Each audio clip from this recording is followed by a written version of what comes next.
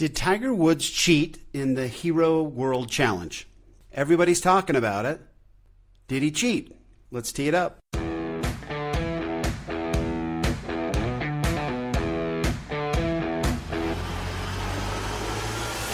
Welcome to Data Access Golf, your home for rapid golf improvement. And now, from the thin air of the Rocky Mountains, next on the number one tee, your host, Aaron Stewart. Hey everyone, welcome to another episode of Data Access Golf. Appreciate you being here. Yeah, this is a topic that just doesn't seem to want to die. And the whole question of whether Tiger Woods cheated or not while he was playing his second round on November 30th at the Hero World Challenge sort of set up the shot. He had been moving around pretty well.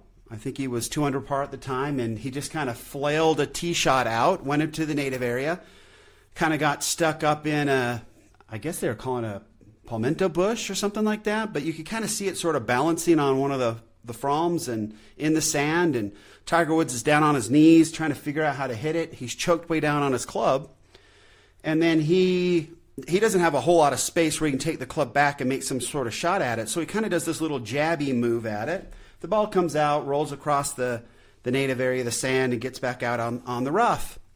And turns out, as they ran, and if you kind of listen to everybody talking about it, when they show the shot, they're from behind Tiger, and you see the club move, you see the ball roll out. It's a really fast motion, and it just looked like he knocked the ball and it rolled out, right? So be it. But they then, show from a different angle and start showing HD slow-mo, and you can see that as he hits the ball stays on the face. The double hit or the carry was not discernible to the naked eye. So that's one. If it's not discernible to the naked eye, we can't use HD video to do this, to investigate any longer. So it wasn't discernible to the naked eye. I didn't see it move either. It just looked like a golf shot. Just looked like he did the best he could to take the club back. He slammed at it and he knocked it forward and it went forward, and you couldn't tell with the naked eye. So at that point, and then they asked Tiger, hey, did you feel it? Did you feel like it hit a double hit? And Tiger's like, no, I didn't feel anything. It just seemed like a normal hit to him, which it would, right? It looks like the club kind of hits the ball and there's like that palm frond between the ball and the club. And then so it doesn't really, he feels the hit, right? Boom, the hit. And then nothing else. He doesn't fear another hit, which you wouldn't because it's more carried. So Tiger doesn't feel anything. At that point, folks, it's over. No, he didn't cheat. It's done. The rule's pretty clear. You couldn't see it with the naked eye. Tiger Woods couldn't discern it because he didn't feel anything. And again, if you look at, and I've heard some people say, well, you should have seen it. Well, no. If you look at the video and watch him, his head, as we are all taught when we are very, very small, is looking where the ball is. And he doesn't look out at the ball until it's almost made it to the rough. It's rolled across the sand and it's moving. So Tiger, there's no way for him to pick it up with the naked eye either. He's not watching the ball. Nobody does. Nobody follows the ball. Maybe Henrik Stenson, right? Annika Sorenstam. Maybe they see the ball as it's moving from the club. But none of the rest of us do, and Tiger definitely didn't in this situation either. Okay? So, over. It's done. It's completely done. I mean, we could go into arguments. I heard Hank Haney and whoever his co-host, I heard them talk about it for 30 minutes. And it was, they were discussing, once they would have seen it, they would have put a penalty on themselves and all this stuff. And I'm just kind of like, I don't get it, right? We either play by the rules or we don't. And I do believe that intent matters. Now, this whole word of intent has gone monkey ape crazy in the golf world, right? Because when they changed the rules for the long putter, that we couldn't anchor it to our chest anymore and we couldn't anchor anything anywhere anymore, you've got Bernard Langer now who is, kind of pulling the club out a little bit, not anchoring it to his chest. And so there's this whole, but it says, on there, it says in the rules that intent matters in that particular case. Well, okay. So intent now has been introduced into golf a little bit differently than it was in the past, right? You could say in the past, hey, I didn't intend to do that. And if you broke the rule, too bad, that's it. But in this particular case, Tiger had no intent either. So I can see somebody after the fact, if Tiger had intended to cheat, had it in his mind that there's no way he could hit this, so what he was going to do is try to carry it and flip it out, then yes. Then I would think, okay, he broke the rules of golf. He intended to break the rules of golf, and so yeah, then we should talk about it more. But when he had no intent, didn't do it, then, and we couldn't discern it with the naked eye, then it's over at that point. Those are the rules within we play right now. So that's done. And in a couple weeks from now, the double hit won't even be a penalty, right? So that adds a whole nother interesting aspect to it all, is that it's not going to be that shot, even if it was picked up on HD, even if it was discernible by the naked eye, is not going to count as a double hit. It was one swing and then the ball left. Not a double hit anymore. All right, so that's a whole different issue. So when it comes to this whole idea of intent, I think it matters. Right? I was thinking about intent and how we've sort of messed this word up a little bit, but it matters in a lot of things. I was thinking about my daughter yesterday was playing field hockey, and she was playing around, and she accidentally, the stick went up, and there was a kid behind her, and she hit the kid in the face. Right? Now, hitting a kid in the face with a field hockey stick's not great. Right? He burst into tears. He started crying. She went over, apologized. He wouldn't accept her apology. There was a little whatever going on over there, a bunch of drama, right? Okay, so that's one thing. How do I feel as a parent? Well, you know what? I wish she hadn't hit him in the face, right? That first and foremost, you don't want your kids hitting other kids in the face, whether it's an accident or not.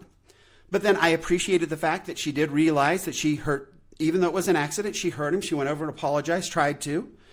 He wouldn't accept her apology, whatever. So as a parent, I say, okay, she didn't intend to hit him. She did take steps to try to make it right and apologize. I'm okay with that whole situation. Now turn it over. She's playing field hockey. The kid's being a bit of a jerk, starting to bug her. She gets angry. She hauls off and smacks him in the face with her stick. Okay, now I got a problem, right? As a father, the intent's totally different. Outcome's the same. She hit the kid in the face with a hockey stick. So we got a problem there. But her intent makes all the difference in the world to me as a parent. And I think it makes all the difference in the world to a lot of folks. So intent does matter. We try to keep it out of golf sometimes. I know they've introduced it with the long putter rule, but we're trying to keep it out. But intent does matter. Now, when it comes to the rules of golf, that becomes a difficult thing because the rules are different depending on what you're playing and how you're playing. So that brought up an interesting question in my head.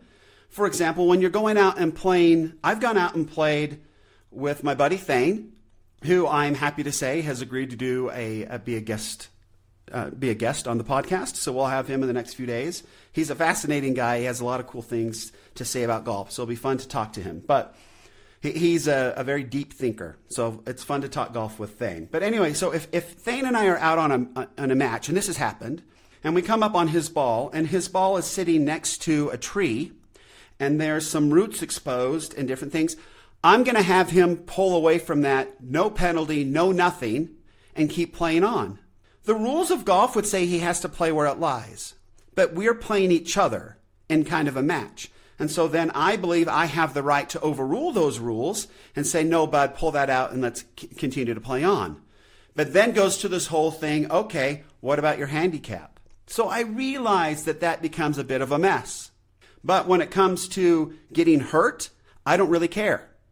Thing continues to play on. I think the law of averages would be if he picked up a stroke there rather than hitting a root and breaking a wrist, I'm okay with that. Hope everybody who's establishing a handicap is okay with that kind of stuff. Hopefully. Right? I had a big rant about handicaps yesterday, so I don't want to contradict myself too much. We want to be honest with our handicaps, even though handicaps, the way they're being used right now, aren't being used properly, in my opinion. So anyway, so that's the whole point of intent. What did you intend to do? As far as the rules of golf go, I am so thankful that we are getting away from all the HD. I am tired of having tournaments decided by people sitting at home. Right? I realize that might be a way to bring people in. But I'm telling you, that whole Lexi thing, when she lost that tournament from somebody who called in from, it was from South Korea.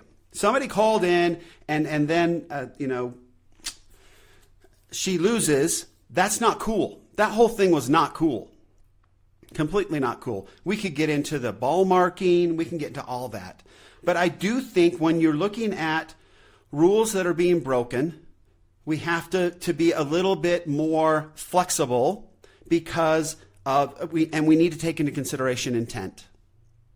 Now that goes into, you'd hope that in the game of golf, you don't have just a big bunch of fat cheaters, but we do. And those are the sandbaggers we were discussing yesterday. So in this particular case, Tiger Woods, he did not cheat. Rule 18-4 said he didn't cheat. You couldn't pick it up without the naked eye. So that's over. Let's stop talking about Tiger Woods and whether he cheated or not. He did not. If you want to go talk about his drop at the Masters, if you want to talk about anything else, fine. That's a whole different discussion. But as far as this one goes, hopefully we can stop talking about it because it is much ado about nothing. And I realize we've got lots of stuff that we need to talk about in order to keep our golf programs going, but this should not be one of them. And here I am talking about it myself. So, let's move on. Anyway, so it goes back to this. If you have intent to cheat, then we should all have a problem with that. But you have no intent to cheat and you don't know any better or you didn't know it happened, then I have no problem saying that's fine, let's keep playing. Straight up, let's keep playing. So hopefully that, I don't know if that helps or hurts, but if we stay within the rules and we play by the rules, Tiger did not cheat, sandbaggers do cheat, and let's try ourselves to not cheat. Does that work? So anyway, thanks for joining in. Short one today. Appreciate it very much. As always, better data and better rules and better understanding of the rules always means better golf. Thanks. Thanks for listening to Data Access Golf with Aaron Stewart. Check us out online at dataaccessgolf.com, and we'll see you on the next episode.